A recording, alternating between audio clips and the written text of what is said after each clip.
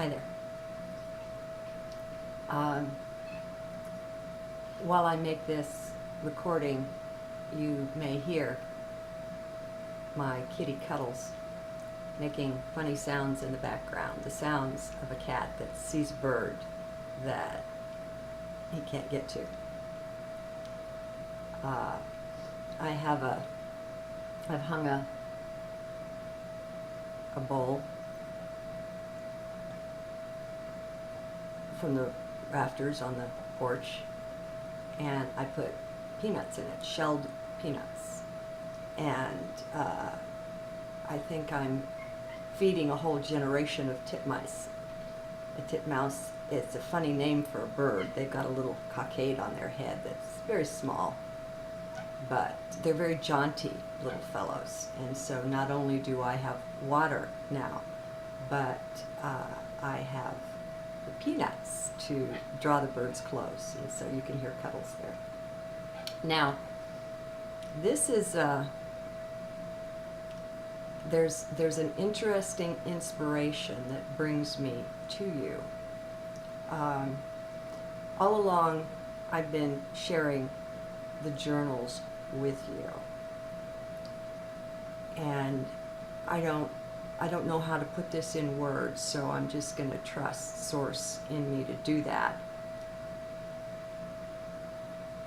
I've been sharing the best of me with you, especially in these last few uploads of journals that were written when I was high spiritually, not on anything.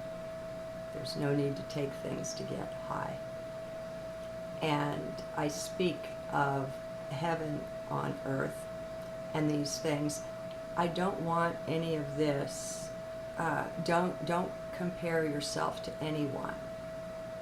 Not anyone, including me. Comparison is a mind game. It's not a heart thing. And it can be useful in 3D, but not in our conversations here. I don't want you thinking that I walk around high like that all the time. I don't. I'm a regular person, and I do try to be as transparent as I feel comfortable with as I can, and just be real. I talk about balance a lot, and it's almost, one way of looking at it is a balance between the dimensions. So, okay, we're here on 3D, and certain things, I was going to say certain things are real in 3D, but you really can't say that because we're the creators of our experience. But there are ways to navigate in 3D. I think what we do, though, is we pinch ourselves off from our higher dimensional selves by the way we've been trained to abide in left brain. And that blocks this stuff that I share with you so much.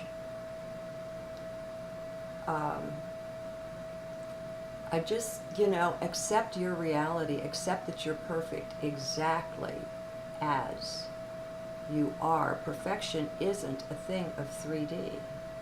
We are not 3D beings. We have thrust an aspect of our awareness into 3D here. And we're working with various avatars. We have all of our lifetimes going on just now, and the mind cannot and will never understand that.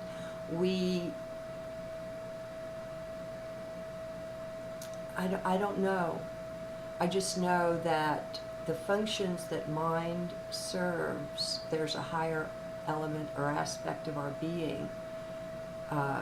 We don't lose anything by shifting into a higher gear here. I find that we do go through a period where things are so strange, and the new doesn't immediately come in when you surrender the old.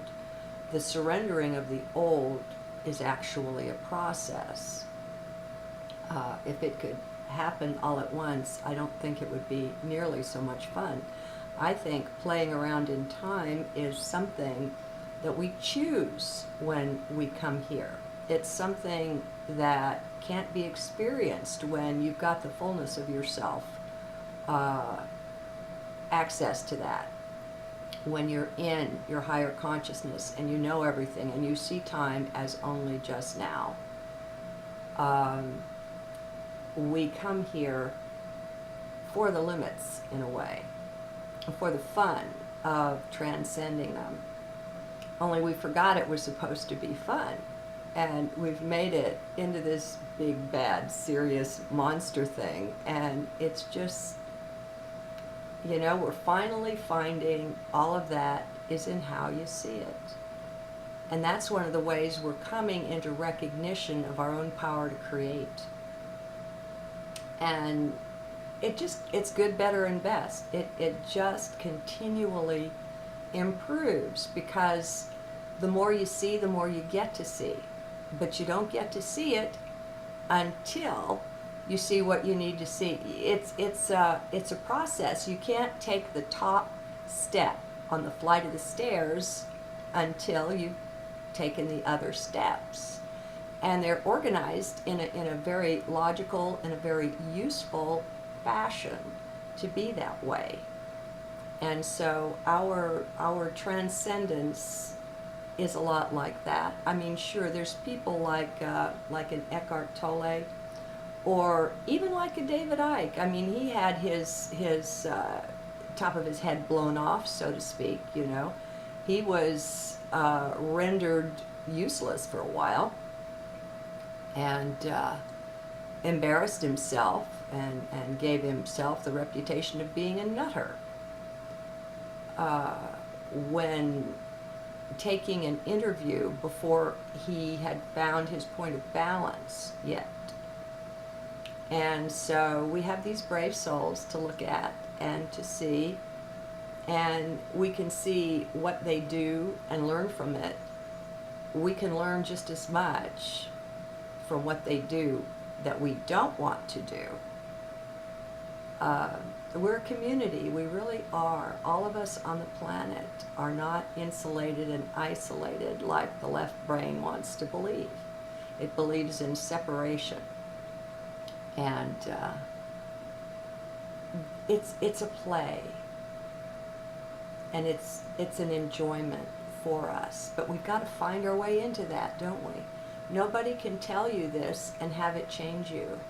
You're the one in charge of you, of your attitude, of how you respond to life. We're moving into being able to be responsive instead of reactive, instead of doing the knee-jerk thing. That is us when we're kind of asleep, not fully awake. And I think we will. I think we'll look back at ourselves as we've been, as we were in 3D, and realize we were largely asleep. And we never did anything wrong, but we believed that we did. And whatever we believe, that's how it is for us. That's what we create. And so it's an interesting trek.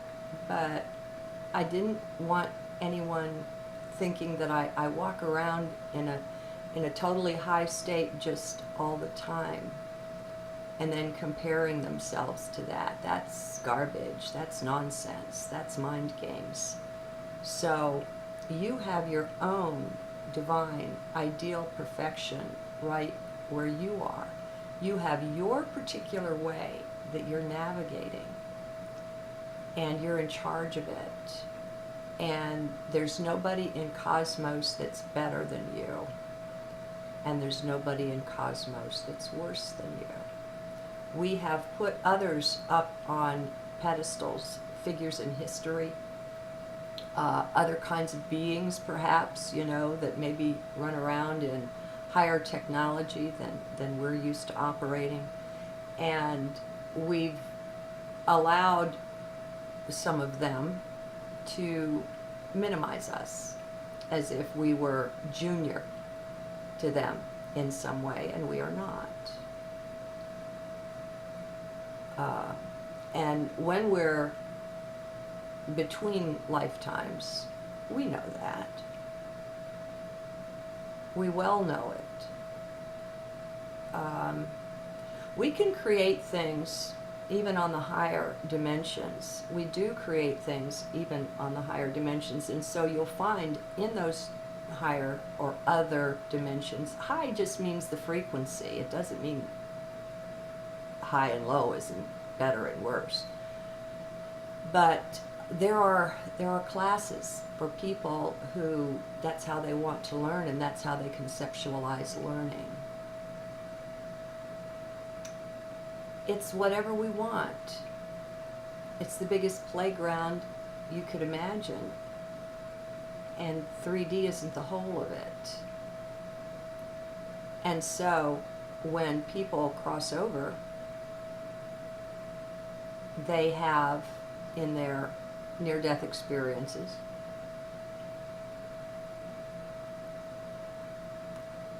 so many realizations and understandings about their journey in 3D. Well, that's you, okay? And the fun of it is the in and out.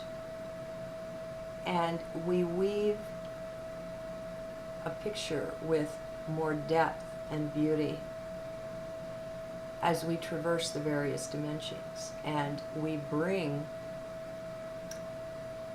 the talents and attributes and masteries from one dimension and we apply them in another.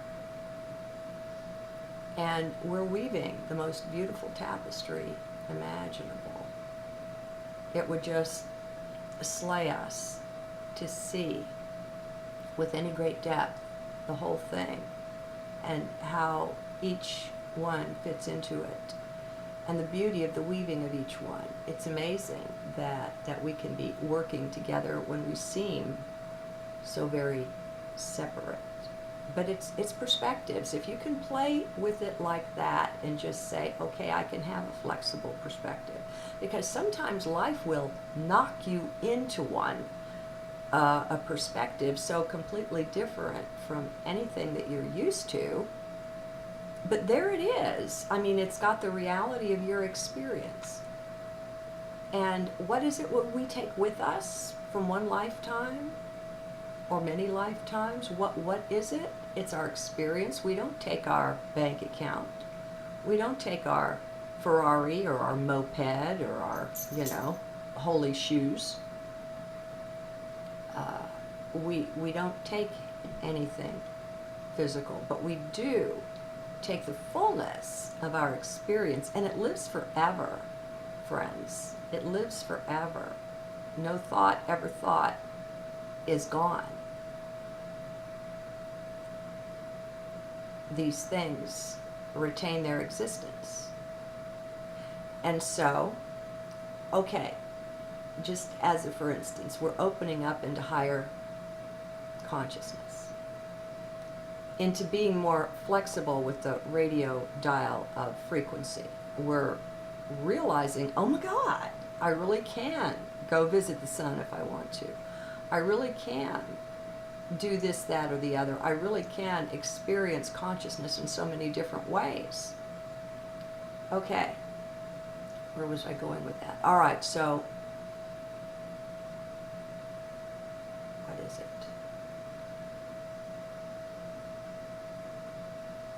As, I suddenly went blank, folks. I'm not sure what that's about.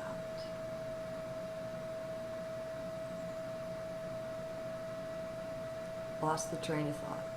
Okay, so be it. And maybe it was thought. And you know, I don't care to bring you that. But I don't know anymore. It's like we can't really separate out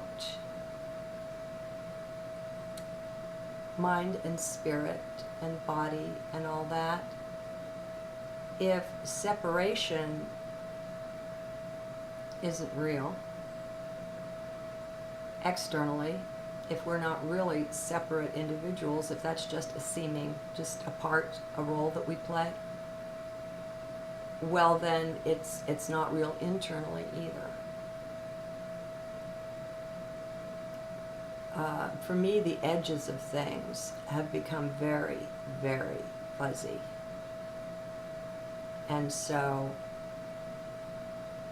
I really can see us swiftly transcending to an extent that words will become all but useless because they're such clumsy characters at trying to convey anything.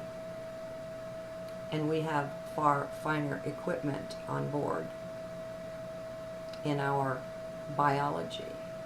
This is transcendent biology that we have here. It's phenomenal.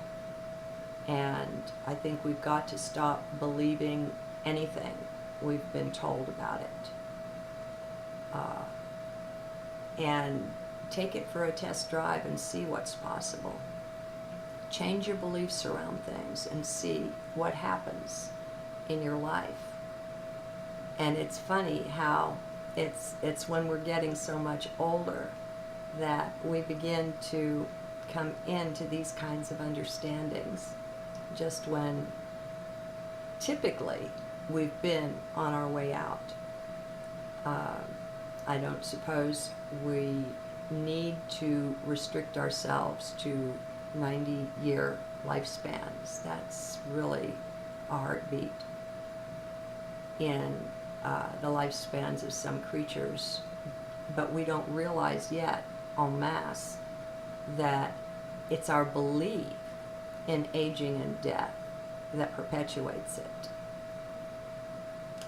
We've all heard rumors that there are those walking the planet that are hundreds of, and even some masters, thousands of years old, so to speak. Cells constantly replenish and renew themselves, die off, and new ones are born, and it's our belief that's running the show. Our belief in aging, and that when the body ages, of course, there's some disability that comes with it. We can reject those notions, and it's going to be our children and their children that will come in behind us and show us what it's like to live in new ways, because many of us have raised our children and given them a good start. They came in knowing things. We just didn't get in their way as much as our parents got in our way and their parents got in their way. Keeping in mind that there's no judgment here, that everyone's doing the best they can and it's all perfect, even the difficult parts. And it's the left brain that doesn't want to accept that and is always and forever pushing against it. And we haven't yet grokked the reality that you create what you want and you create what you don't want. And you connect yourself to that which you're resisting and cause it to manifest simply because you're putting your energy into it. And whether it's the energy of welcome or it's the energy of get the hell out of here, the fact is you're pouring your energy into that thing. And our energy it carries with it the power of creation. And that just results in a whole new way to live. You know, the rockets just go off, the intuitions, the ideas, the possibilities when we contemplate what we can create.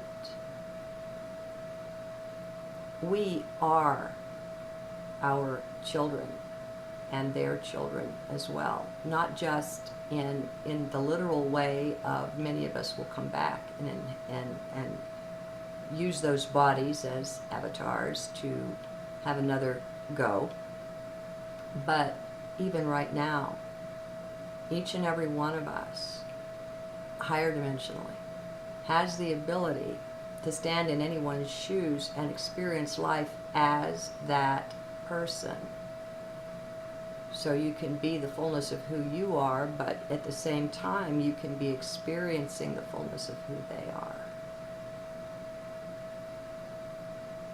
A belief in your oneness helps a lot.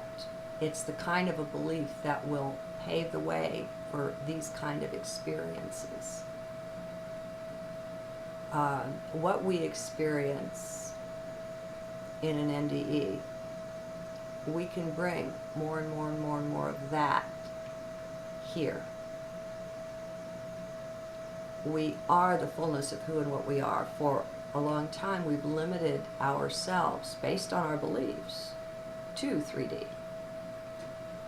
Or 1, 2, and 3D. I mean, however you want to conceptualize that.